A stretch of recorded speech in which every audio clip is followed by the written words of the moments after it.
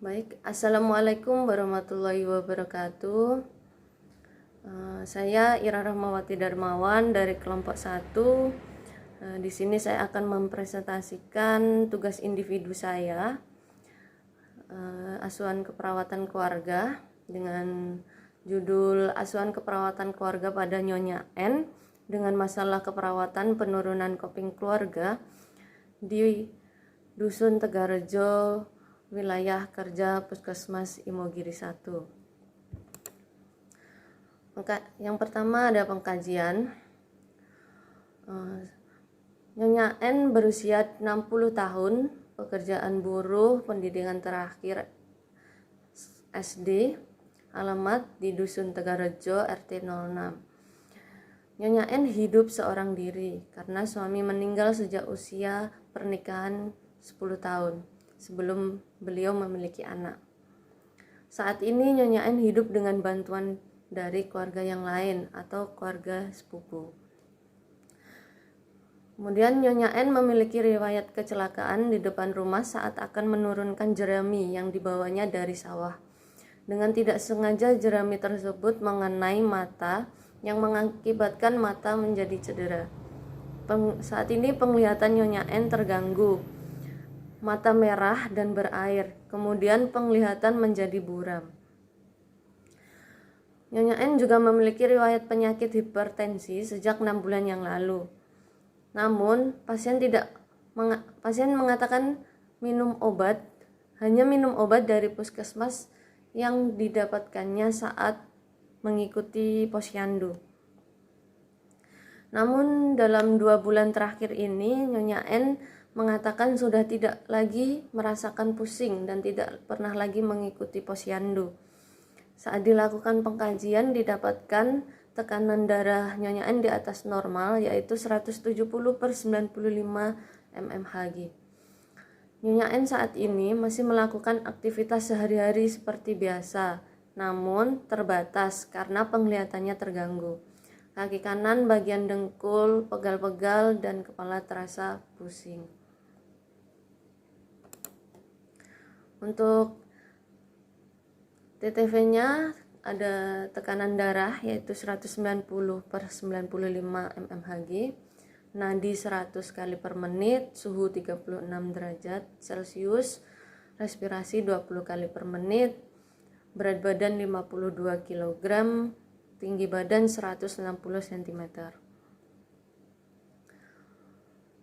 Kemudian dalam mengambil keputusan mengenai tindakan kesehatan, Nyonya N tidak mampu mengambil keputusan yang tepat terkait tindakan untuknya.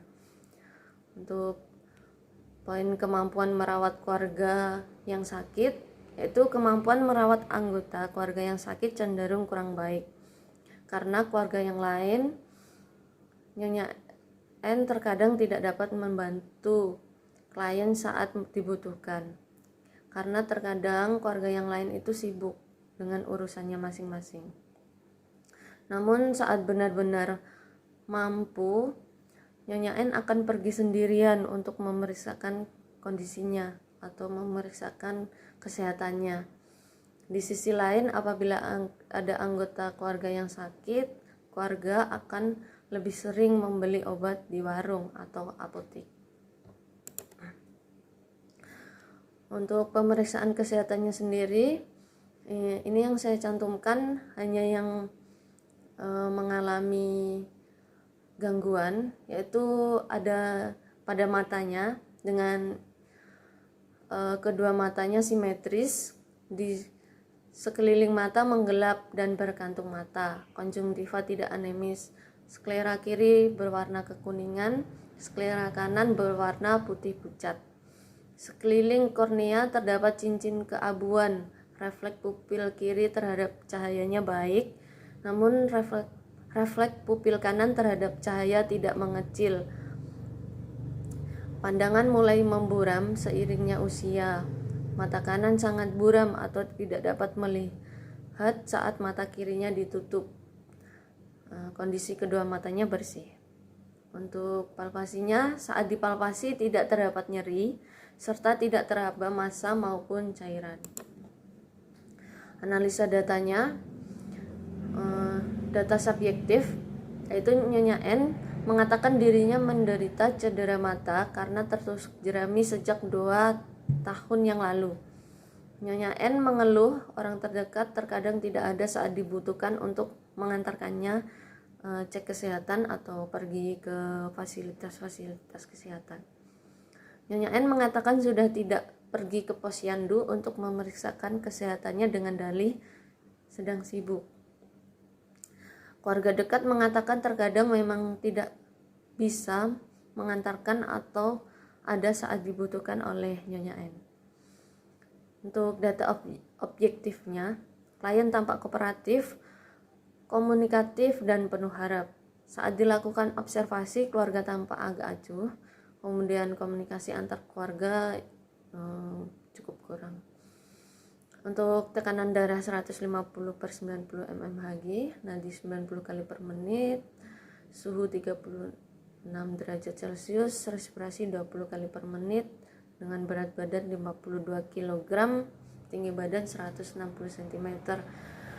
Masalah yang didapatkan penurunan coping keluarga dengan penyebab kurangnya saling mendukung. Masalah yang kedua, data subjektif. Nyonya N mengatakan sudah tidak pernah lagi mengikuti posyandu selama 2 bulan terakhir karena merasa sudah tidak merasakan sakit. Kemudian Nyonya N mengatakan saat ini matanya kalau sakit cukup diberi tetes mata. Keluarga dekat mengatakan sulit menjangkau kesehatan Nyonya N dengan dalih sibuk masing-masing. Kemudian data objektifnya ditemukan Nyonya N tampak bingung, terdapat yang saya amati adanya kesibukan dari keluarga yang lain. Tekanan darah 150/90 mmHg, nadi 90 kali per menit, suhu 36 derajat Celcius, respirasi 20 kali per menit, berat badan 52 kg, tinggi badan 160 cm. Dengan masalah defisit pengetahuan, penyebabnya ada kurang terpapar informasi, kekeliruan mengikuti anjuran, ketidaktahuan menemukan sumber informasi. Untuk penilaian diagnosis keperawatannya, yang pertama ada kriteria sifat masalah dengan skor 2x1, dengan skor 2. Dengan pembenaran, Nyonya N mengatakan bahwa ingin sembuh namun kurangnya dukungan dari keluarga dekat dan keluarga yang lain.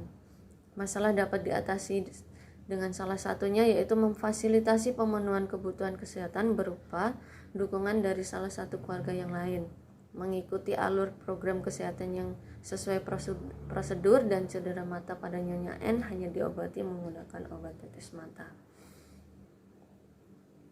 Untuk kriteria diagnosis yang kedua, ada sifat masalah dengan nilai 2, yaitu Nyonya N mengatakan sudah tidak pernah mengikuti posyandu lagi selama 2 bulan terakhir karena merasa sudah tidak merasakan sakit dan matanya cukup diberi tetes mata. Kemudian poin B, kemungkinan masalah dapat diubah dengan nilai 2, didampingi keluarga yang lain untuk datang ke vaskes sendirian untuk memeriksakan kesehatannya. Poin C, potensial masalah dapat dicegah dengan skor 2, datang ke posyandu. Kemudian poin D, menonjolnya masalah dengan poin 2, harapannya masalah dapat teratasi. Totalnya untuk total skor diagnosis yang pertama 9 dan total skor diagnosis yang kedua 8. Kemudian rencana keperawatan. Diagnosis yang pertama, setelah dilakukan asuhan keperawatan selama 4 kali pertemuan atau kunjungan rumah, diharapkan masalah keluarga dengan penurunan coping keluarga dapat teratasi. Dengan kriteria status coping keluarga, yang pertama, perasaan diabaikan. Yang kedua, kekhawatiran tentang anggota keluarga, perilaku mengabaikan anggota keluarga, komitmen pada perawatan atau pengobatan, Kemudian yang kelima, komunikasi antar anggota keluarga. Dengan hasil standar awalnya 2 dengan target 4, kemudian nomor 2 awal 3 target 4, yang ketiga awal 2 target 4, yang keempat target awal 2 target 3, dan yang kelima awal 3 target 5. Kemudian intervensi yang digunakan yaitu bimbingan sistem kesehatan. Yang pertama, observasi, yaitu identifikasi masalah kesehatan individu, keluarga, dan masyarakat. Kemudian identifikasi inisiatif individu, keluarga, dan masyarakat.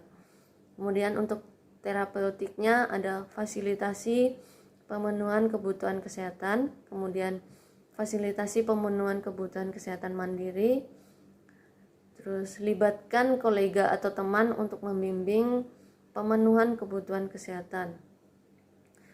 Untuk edukasi yaitu bimbing pasien untuk bertanggung jawab mengidentifikasi dan mengembangkan kemampuan memecahkan masalah kesehatan secara mandiri. Kemudian diagnosa yang pertama, diagnosa yang kedua itu setelah dilakukan asuhan keperawatan selama 3 kali pertemuan atau 3 kali kunjungan rumah, diharapkan masalah keluarga dengan defisit pengetahuan dapat teratasi.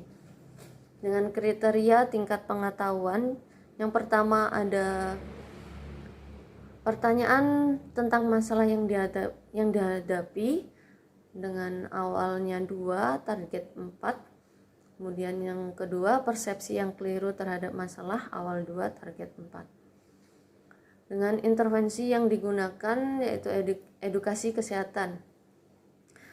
Untuk observasi, yang pertama identifikasi kesiapan dan kemampuan menerima informasi. Kedua, identifikasi faktor-faktor yang dapat meningkatkan dan menurunkan motivasi perilaku dan dalam hidup bersih dan sehat. Kemudian terapeutik, sediakan materi dan media pendidikan kesehatan. Kemudian jadwalkan pendidikan kesehatan sesuai kesepakatan. Berikan kesempatan untuk bertanya. Untuk edukasi ada jelaskan faktor-faktor resiko yang dapat mempengaruhi kesehatan. Kemudian ajarkan perilaku hidup sehat dan bersih. Kemudian ajarkan strategi yang dapat digunakan untuk meningkatkan perilaku hidup bersih dan sehat. Implementasi yang pertama dilakukan pada tanggal 10 bulan 8 2022 pada jam 3 dengan diagnosis yang pertama penurunan coping keluarga. Implementasi yang diberikan mengidentifikasi masalah kesehatan individu, keluarga, dan masyarakat. Yang kedua, mengidentifikasi inisiatif individu, keluarga, dan masyarakat.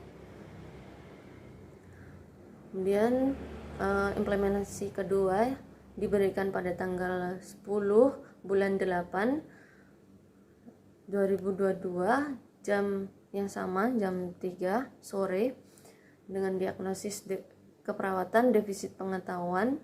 Implementasi yang diberikan mengidentifikasi kesiapan dan kemampuan menerima informasi, mengidentifikasi faktor-faktor yang dapat meningkatkan dan menurunkan motivasi perilaku hidup bersih dan sehat. Kemudian implementasi yang ketiga diberikan pada tanggal 11 Agustus 2022 pada jam 9 dengan diagnosa penurunan coping keluarga. Implementasi yang diberikan memfasilitasi pemenuhan kebutuhan kesehatan, memfasilitasi pemenuhan kebutuhan kesehatan mandiri, kemudian melibatkan kolega atau teman untuk membimbing pemenuhan kebutuhan kesehatan. Implementasi keempat diberikan pada tanggal 11 Agustus 2022 pada jam 9 juga dengan diagnosis keperawatan defisit pengetahuan implementasi yang diberikan, memberikan pendidikan kesehatan mengenai hipertensi, memberikan kesempatan untuk bertanya. Kemudian implementasi yang kelima diberikan pada tanggal 13 Agustus 2022 pada jam 12 dengan diagnosis keperawatan penurunan coping keluarga. Implementasi yang diberikan membimbing untuk bertanggung jawab, mengidentifikasi dan mengembangkan kemampuan memecahkan masalah kesehatan secara mandiri. Implementasi yang keenam diberikan pada tanggal 13 Agustus 2022 pada jam 9 juga dengan diagnosa keperawatan defisit pengetahuan. Implementasi yang diberikan menjelaskan faktor risiko yang dapat mempengaruhi kesehatan, mengajarkan perilaku hidup sehat dan bersih, kemudian mengajarkan strategi yang dapat digunakan untuk meningkatkan perilaku hidup bersih dan sehat. Kemudian implementasi yang ketujuh diberikan pada tanggal 15 Agustus 2022 pada jam 14.00 dengan diagnosa keperawatan penurunan coping keluarga. Implementasinya memberikan pendidikan kesehatan mengenai alur pemeriksaan kesehatan di fasilitas kesehatan. Evaluasi pada evaluasi yang pertama dengan diagnosa penurunan coping keluarga. Dengan data subjektifnya, Nyonya N mengatakan hanya memberi tetes mata saat matanya sakit. Nyonya N mengatakan bulan depan mau pergi ke posyandu ketika ada jadwal posyandu lansia. Kemudian keluarga dekat mengatakan terkadang memang sibuk, tidak bisa mengantarkan atau ada saat dibutuhkan oleh Nyonya N. Objektifnya, Nyonya N dan anggota keluarga yang lain dapat kooperatif dan komunikatif. Kemudian ekspresi Nyonya N tampak agak bingung ya dengan TTV, tekanan darah 145/90 mmHg, nadi 110 kali per menit, suhu 36,5 derajat Celcius, respirasi 19 kali per menit. Dengan asesmen masalah teratasi sebagian. Indikatornya perasaan diabaikan dari awal 2, target 5, capaiannya 3. Kekhawatiran tentang anggota awal 3, target 4, capaiannya 3. Kemudian perilaku mengabaikan anggota keluarga awalnya 2, target 4, capaiannya 3. Kemudian komitmen pada perawatan atau pengobatan awal 2, target 3, capaiannya masih 2. Kemudian ada yang kelima, ada komunikasi antar keluarga awal 2, target 5, capaiannya 3. Dengan planning, dukung motivasi pemberian coping keluarga. Untuk evaluasi yang kedua, pada tanggal 11 Agustus 2022 jam 9.45 dengan diagnosa penurunan coping keluarga. Subjektifnya ada Nyonya N mengatakan hanya memberi tetes mata saat matanya sakit. Nyonya N mengatakan bulan depan mau pergi ke posyandu ketika ada jadwal posyandu lansia. Keluarga dekat mengatakan akan mengantarkan atau ada di saat dibutuhkan oleh Nyonya N. Kemudian keluarga mengatakan akan lebih perhatian kepada Nyonya N. Untuk objektifnya ada Nyonya N dan anggota keluarga yang lain tampak kooperatif dan komunikatif. Tanda-tanda vitalnya tekanan darah 155/100 mmHg, nadi 98 kali per menit, suhu 36,2 derajat Celcius, respirasi 18 kali per menit dengan asesmen masalah teratasi sebagian. Indikator yang pertama perasaan diabaikan awal 2, target 4, capaian 3. Kemudian kekhawatiran tentang anggota keluarga awal 3, target 4, capaian 3. Yang ketiga, perilaku mengabaikan anggota keluarga awal 2, target 4, capaian 3. Yang keempat, komitmen pada perawatan atau pengobatan awal 2, target 3, capaian 3. Kemudian yang kelima, komunikasi antar anggota awal 3, target 5, capaiannya 4. Dengan planning, dukung motivasi pemberian coping keluarga.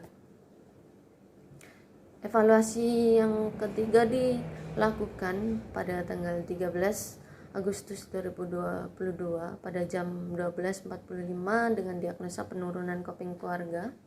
Data subjektifnya ada Nyonya N mengatakan bulan depan mau pergi ke posyandu ketika ada jadwal posyandu lansia. Kemudian keluarga dekat mengatakan terkadang memang sibuk, tidak bisa mengantarkan atau ada di saat dibutuhkan oleh keluarga N. Keluarga mengatakan akan lebih perhatian kepada Nyonya N. Keluarga mengatakan akan membantu Nyonya N untuk menyembuhkan penyakitnya. Data objektifnya, Nyonya N tampak kooperatif dan komunikatif. Kemudian Nyonya N tampak bersemangat. Tanda-tanda vitalnya, tekanan darah 140/95 mmHg, nadi 94 kali per menit, suhu 36,4 derajat Celcius, respirasi 18 kali per menit. Dengan asesmen masalah teratasi sebagian. Indikator yang pertama ada perasaan diabaikan awal 2, target 4, capaian 4. Kemudian kekhawatiran tentang anggota keluarga awal 3, target 4, capaian 4. Perilaku mengabaikan anggota keluarga awal 2, target 4, capaian 4. Kemudian komitmen pada perawatan atau pengobatan awal 2, target 3, capaian 3. Dan yang terakhir, komunikasi antar anggota keluarga awal 3, target 5, capaian 5. Dengan planning, dukung motivasi pemberian coping keluarga, arahkan pasien untuk pemeriksaan kesehatan, dan anjurkan keluarga memfasilitasi. Untuk implementasi keempat atau pertemuan keempat pada tanggal 15 Agustus 2022 jam 14.30, diagnosa penurunan coping keluarga. Dengan data subjektifnya, Nyonya N mengatakan dengan bulan depan mau pergi ke posyandu ketika ada jadwal posyandu lansia. Nyonya N mengatakan sudah mengetahui alur untuk memeriksakan kesehatannya. Objektifnya, Nyonya N tampak kooperatif dan komunikatif. Kemudian Nyonya N tampak memperhatikan dengan seksama, dan Nyonya N tampak antusias. Tanda-tanda vitalnya, tekanan darah 140/90 mmHg, nadi 89 kali per menit, suhu 36 derajat Celcius, respirasi 18 kali per menit. Asesmennya, maksudnya ini masalah teratasi dengan indikator perasaan diabaikan awal 2, target 4, capaian 4. Kemudian kekhawatiran tentang anggota keluarga awal 3, target 4, capaian 4. Dan perilaku mengabaikan anggota keluarga awal 2, target 4, capaian juga 4. Komitmen pada perawatan atau pengobatan awal 2, target 3, capaian 3. Kemudian komunikasi antar anggota awal 3, target 5, capaiannya juga 5 ya. Untuk planningnya, dukung motivasi pemberian coping keluarga, kemudian arahkan pasien untuk pemeriksaan kesehatan. Selanjutnya tetap anjurkan keluarga untuk memfasilitasi dan hentikan intervensi. Untuk implementasi yang kelima atau pertemuan kelima pada tanggal 9 Agustus 2022 pada jam 12.30 dengan diagnosa defisit pengetahuan. Subjektifnya, Nyonya N mengatakan bulan depan mau pergi ke posyandu ketika ada jadwal posyandu lansia. Nyonya N mengatakan hanya memberi tetes mata saat matanya sakit. Kemudian Nyonya N mengatakan keluarganya tidak memberitahu dirinya tentang penyakit yang dideritanya atau penyakit hipertensinya. Kemudian objektifnya tampak bingung, terus terlihat kesibukan dari keluarga yang lain dengan tekanan darah 145/90 mmHg, nadi 110 kali per menit, suhu 36,5 derajat Celcius, respirasi 19 kali per menit. Dengan asesmen masalah teratasi sebagian. Indikator yang pertama, pertanyaan tentang masalah yang dihadapi, awal 4, target 5, capaian 3. Kemudian yang kedua, persepsi yang keliru terhadap masalah, awal 2, target 4, capaian 2. Dengan planning, berikan pendidikan kesehatan. Untuk pertemuan selanjutnya pada tanggal 11 Agustus 2022 pada jam 9 dengan diagnosa defisit pengetahuan. Subjeknya Nyonya N mengatakan sudah mengetahui mengenai penyakit hipertensi. Dengan data objektifnya tampak memperhatikan dengan seksama, tampak kooperatif dan komunikatif, dan tampak antusias. Kemudian TTP-nya ada tekanan darah 155/100 mmHg, nadi 98 kali per menit, suhu 36,2 derajat Celcius, respirasi 18 kali per menit. Dengan asesmen masalah teratasi sebagian. Indikator yang pertama, ada pertanyaan tentang masalah yang dihadapi, awal 2, target 4, capaian 4. Kemudian persepsi yang keliru terhadap masalah, awal 2, target 4, capaian 3. Dengan planning, berikan pemahaman untuk hidup bersih dan sehat. Kemudian pertemuan yang terakhir pada tanggal 19 Agustus 2022 jam 3 dengan diagnosa defisit pengetahuan. Untuk evaluasi subjeknya ada Nyonya N mengatakan sudah tahu tindakan yang tepat untuk mengatasi kesehatannya. Nyonya N mengatakan sudah mengetahui faktor risiko yang dapat mempengaruhi kesehatannya. Kemudian Nyonya N mengatakan sudah mengetahui perilaku hidup bersih dan sehat. Dengan data objektif, Nyonya N tampak mengerti. Dengan tanda-tanda vital, tekanan darah 140/95 mmHg, nadi 94 kali per menit, suhu 36,4 derajat Celcius, dan respirasi 18 kali per menit. Dengan asesmen masalah teratasi, indikator yang pertama, pertanyaan tentang masalah yang dihadapi, asesmen 2, target 4, capaian 4. Kemudian yang kedua, ada persepsi yang keliru terhadap masalah, awal 2, target 4, capaian 4. Dengan planning, hentikan intervensi. Sekian dan terima kasih. Baik, itu tadi asuhan keperawatan keluarga dari tugas individu saya yang dapat saya sampaikan. Mohon tinjauannya dari Bapak Anto, dan kurang lebihnya saya mohon maaf. Saya akhiri. Wassalamualaikum warahmatullahi wabarakatuh.